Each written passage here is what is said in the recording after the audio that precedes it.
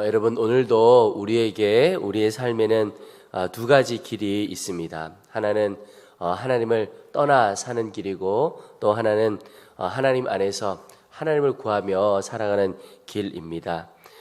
이 두 가지 길이 우리에게 있는데 어느 길을 가느냐에 따라 그 결과 열매는 너무나 다르다라고 하는 사실입니다. 먼저 하나님을 떠나 사는 길은 어떤 삶을 살게 되느냐? 굉장히 메마른 삶을 살게 된다고 오늘 말씀은 우리에게 말씀하고 있습니다. 오늘 33절, 34절을 보시면 여호와께서는 강이 변하여 광야가 되게 하시며 샘이 변하여 마른 땅이 되게 하시며 그 주민의 악으로 말미암아 옥토가 변하여 염전이 되게 하시며. 여러분 오늘 이 33절, 34절 말씀을 보면 하나님은 어떤 분이신가? 풍요로운 땅들도 메마른 땅으로 바꾸어내시는 능력이 있으신 분이십니다. 그런데 문제는 하나님께서 강이 변하여 광야가 되고 샘이 변하여 마른 땅이 되는 이런 메마르게 하는 역사가 왜 일어나는가 하는 것입니다. 오늘 34절을 보면 그 주민의 악으로 인해서 이런 일이 벌어졌다라고 말씀하고 있습니다.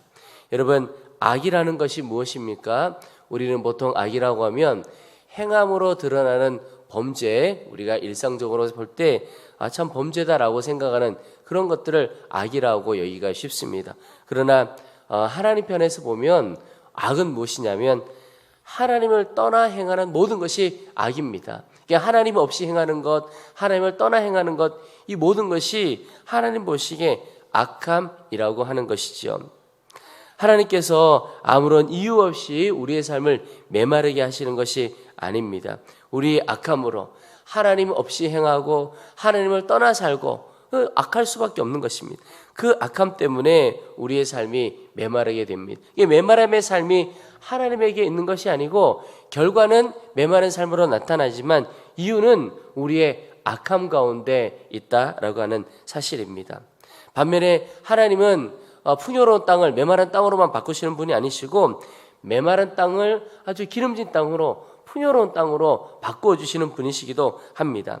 35절부터 보시면 또 광야가 변하여 못이 되게 하시며 마른 땅이 변하여 샘물이 되게 하시고 그랬습니다. 여러분 얼마나 놀라운 엄청난 역사인가 하는 것이죠. 36절에 줄인 자들로 거기에 살게 하사 그들이 거주할 성읍을 준비하게 하시고 밭에 파종하며 포도원을 재배하여 풍성한 소출을 거두게 하시면.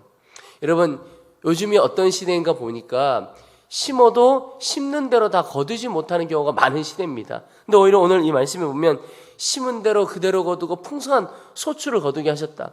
하나님의 은혜죠. 그런데 어떤 사람들에게 이런 역사가 일어나느냐? 36절에 줄인 자들에게 이런 역사가 일어났다라고 표현하고 있습니다.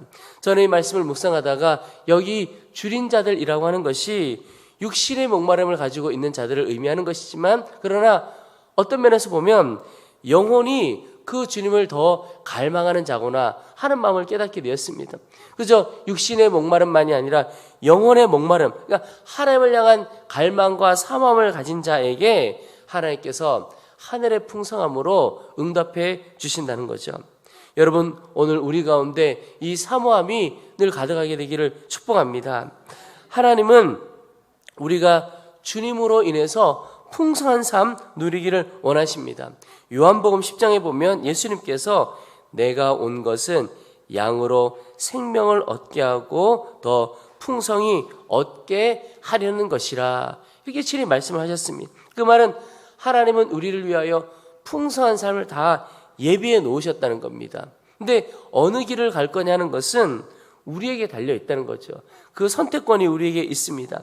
하나님을 떠나 살 수도 있고 하나님을 붙들고 하나님을 구하는 삶을 살아갈 수도 있습니다. 그러나 결과가 다른 것이 하나님을 떠나 사는 삶은 풍성한 삶에서 오히려 메마른 삶으로 변해지고 하나님을 간구하며 하나님 붙들고 사는 삶은 비록 메마른 삶에서 새겼을지라도 그의 삶은 하나님이 주시는 풍성함을 다 누리는 은혜의 삶을 살아가게 되는 것이죠.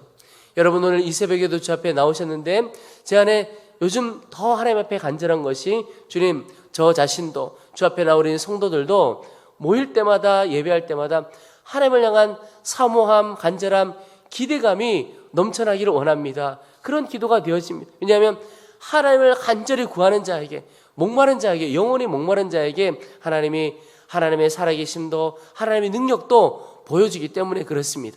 그런데 제가 목회를 하다가 함께 예배 드리다 보면 사모하는 이들이 모인 예배와 그저 율법적으로 종교적으로 모인 이들의 예배가 하나님의 역사가 너무나 다르다는 것을 보게 됩니다.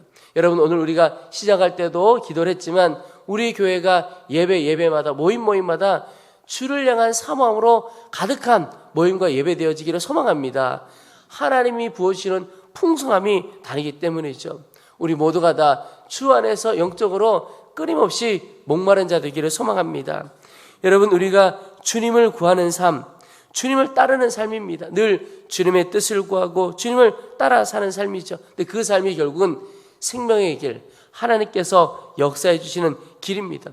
예수님 붙들고 사는 길입니다. 그래서 예수님께서 내가 곧 길이요 진리요 생명이라고, 예수님만이 우리가 걸어가야 할, 우리가 붙들어야 할 길이고 진리인 것입니다. 여러분, 오늘 하루도 주님께서 우리에게 예비해 주신 모든 풍성함을 다 누리는 오늘 하루 또 인생 되어지기를 축복합니다. 그러기 위해서 오직 주님만을 구하고 주님만 사모하는 하루 되시기를 축복합니다. 오늘 말씀을 보다 보면 하나님께서 가장 싫어하시는 죄에 대한 언급이 나옵니다. 그것이 무엇이냐면 교만입니다.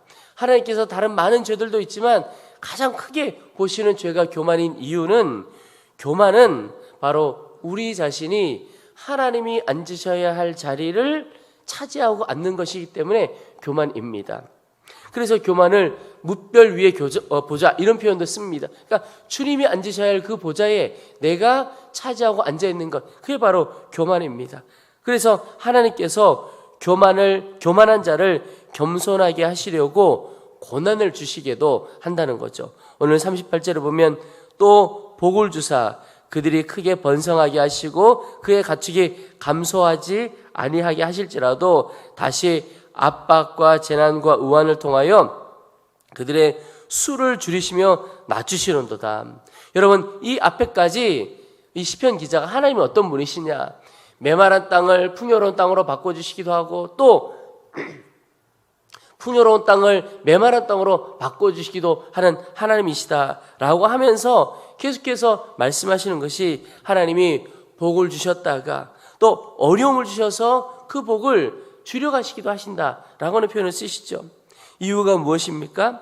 하나님 앞에 겸손하게 만들기 위함이죠. 여러분, 겸손이라는 것이 무엇입니까? 모든 것이 하나님의 은혜라고 진심으로 고백하는 것. 사실은 나의 공로는 아무것도 없다. 그것이 바로 겸손입니다. 반면에 교만은 내가 뭔가 한 게 있어. 그게 바로 교만이죠. 우리가 찬양 중에 은혜 아니면 살아갈 수 없네, 호흡마저도 다 주의 것, 이런 찬양이 있는, 이런 가사가 있는 찬양이 있습니다. 여러분, 이 찬양의 고백이 진심으로 우리 모두의 고백이 되기를 축복합니다. 겸손은 모든 것이 주님의 은혜고 주님이 도와주셨고 결국 주님이 다 하셨다는 고백이고, 교만은 나도 좀 했어, 내가 했어, 나의 공로라고 여기는 것이 교만입니다. 그런데 여러분, 주님 안에서 정말 잠잠히 하나하나 정직하게 생각해 보면 다 주님의 은혜인 겁니다. 정말 다 주님의 은혜인 겁니다. 여러분, 내가 무언가를 했다라고 생각하는 것조차도 잠잠히 정말 정직하게 여겨본다면 그 무언가를 할 수 있는 힘은 누가 주신 겁니까? 주님이 주신 겁니다. 그러니까 따지고 들어가 보면 내가 한 것처럼 보이지만 내가 할 수 있는 힘, 내가 뭔가 해볼 수 있는 환경, 누가 다 만들어주신 거냐면 하나님이 그렇게 해주신 거죠.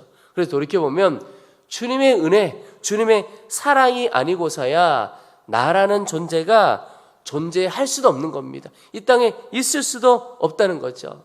제가 기도하면서 깨닫게 되는 것이 정말 우리 교회도 그렇다는 생각이 듭니다.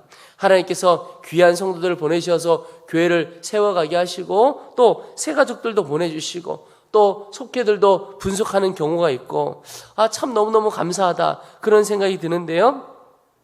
우리가 무엇을 해서 그런 것인가? 그저 우리가 한 것이라곤 주님의 도우심과 주님의 은혜와 사랑, 긍휼, 주님 구한 것밖에 없고 주님이 다 응답해 주시고 하셨다, 그런 마음이 들었습니다. 근데 그러다가 제가 어느 날 지난 주간에 그런 마음이 드는 겁니다.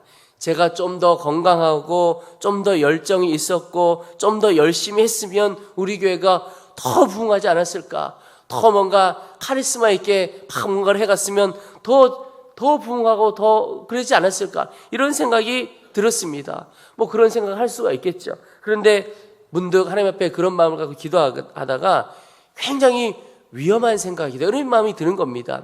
물론 열심히 충성스럽게 살아가야 하는 것은 맞는데 그저 내 열심이 있었으면 더 뭔가 되어지지 않았을까 하는 마음을 갖는 것이 왜 위험하냐면, 내가 열심히 해가지고 잘 되었으면 어떻게 했을까요? 내 공로라고 생각하고 교만하기 굉장히 쉬웠겠다, 그런 생각을 갖는 겁니다. 그런데 돌이켜보면 내가 한 건 없고 다 주님이 하셨구나. 정말 주님이 성도님들도 보내시고 귀한 성도님들의 섬김과 기도와 사랑을 통해서 교회를 세워가셨구나. 내가 한 건 없고 오직 주님이 다 하셨구나. 나는 그저 주님께 구하고 주님 따라갈 뿐이구나. 보니까요, 저는 저 자신은 겸손할 수밖에 없는, 그러니까 뭐 겸손하려고 애쓰고 이럴 것도 없고 다 그냥 겸손할 수밖에 없는 일이더라고요. 하나님 너무너무 감사합니다. 그저 주 앞에 감사할 것밖에 없습니다. 여러분, 오늘 우리 한 사람 한 사람의 삶도 다 똑같다고 생각이 됩니다. 주님 앞에 기도하고 간구할 것들이 있지만 돌이켜보면 그렇게 간구하고 기도할 힘도 주시고 간구하고 기도해야 되겠다는 마음 주신 것도 주님께서 그 마음 주셨기에 기도도 하게 되는 것이죠. 여러분, 똑같은 어려움을 가지고 있고 똑같은 필요가 있어도 어떤 사람은 주님께 나와 간구하는 사람이 있는 반면에 어떤 사람은 그저 괴로워하고 힘들어하고 또는 자기 힘으로 해결해 보려고 몸부림치기만 하죠. 얼마나 다릅니까? 기도의 자리에 나오고 주님을 구하는 것조차도 주님께서 우리 마음 가운데 그 감동도 주시고 도전도 주신 거죠. 결국 우리의 삶이 주님 안에서 주님이 한 걸음 한 걸음 다 이끌어 가시고 저희는 그저 주님 구하고 주의 이끄심을 따라가는 것입니다. 여러분, 우리의 모든 삶이 오직 주의 은혜인 것을 분명히 깨닫고 겸손하고 감사하는 하루하루 되시기를 축복합니다. 오늘 저는 말씀을 묵상하다가 43절 마지막 말씀에 마지막 도전, 또 귀한 말씀 함께 나누고 싶습니다. 지혜 있는 자들은 이러한 일들을 지켜보고 여호와의 인자하심을 깨달으리로다. 여러분, 이 앞에까지 나오는 내용이 하나님은 하나님을 따르는 자에게 복 주시고 하나님을 떠난 자를 징계하시고 겸손한 자를 사랑하시고 이 모든 것이 다 하나님의 섭리고 하나님의 손에 있다라고 하는 것을 설명하고 있습니다. 그리고 하나님이 어떤 분이신가를 보여주고 있는데 오늘 이 43절의 말씀은 그 모든 되어지는 상황들을 보면서 하나님이 어떠한 분이신지를 아는 자가 지혜로운 자다, 이렇게 말씀하고 있습니다. 여러분, 우리의 진정한 지혜는 무엇이냐면 하나님을 아는 것이 우리의 지혜입니다. 세상 모든 지식을 다 가지고 있어도 세상 모든 것을 다 알고 있어도 하나님을 모른다면 그는 정말 어리석은 자일 뿐입니다. 너무나 많은 것을 알고 있다고 하지만 그 이 세상을 만드신 하나님, 창조주 하나님을 모르는 사람이 어떻게 지혜롭다고 말할 수가 있겠습니까? 여러분, 오늘 우리는 하나님을 분명히 아는 사람들입니까? 그 지혜가 우리 가운데 있기를 소망합니다. 하나님이 어떤 분이시고 그래서 그분이 우리를 얼마나 사랑하시고 또 하나님이 이끄시고 하나님을 구하며 살아가는 삶이 가장 복된 일이고 하나님이 그 일을 우리에게 예비해 두셨고 주님의 힘으로 우리가 하루하루 살아갈 수 있다는 것, 풍성한 삶이 예비되어 있다는 것, 이것 깨닫게 되는 것이 온전한 지혜입니다. 그 지혜를 가진 자가, 하나님을 아는 자가 하나님의 풍성하심과 풍요로움을 이 땅에서도 영원한 하나님 나라에서도 다 누려가고 또 하나님의 뜻대로 우리가 주의 은혜의 통로로 생명과 사랑의 통로로 귀하게 쓰임받게 되는 것이라고 믿습니다. 여러분, 오늘 하루 오직 주님의 지혜를 구하고 주님을 더 깊이 알아가는 하루하루 되시기를 원합니다. 주님을 알게 되면 그러면 우리가 가지고 있던 모든 문제는 더 이상 아무 문제가 되어지지 않으리라고 저는 믿습니다. 왜냐하면 우리가 아는 그 하나님이 우리에게 있는 그 어떤 문제보다도 크신 분이시기 때문에 그렇습니다. 그 하나님을 알면 내가 가지고 있었던 고민하고 살았던 모든 문제는 아무것도 아니구나. 주님 안에서는 아무것도 아니구나. 그러면 그 사람의 삶에 하나님의 능력이, 하나님의 풍성하심이 반드시 드러나게 되는 거죠. 주님 지혜 주셔서 더욱 주님 알기를 원합니다. 이것이 우리의 간절한 기도와 소망이 되기를 축복합니다.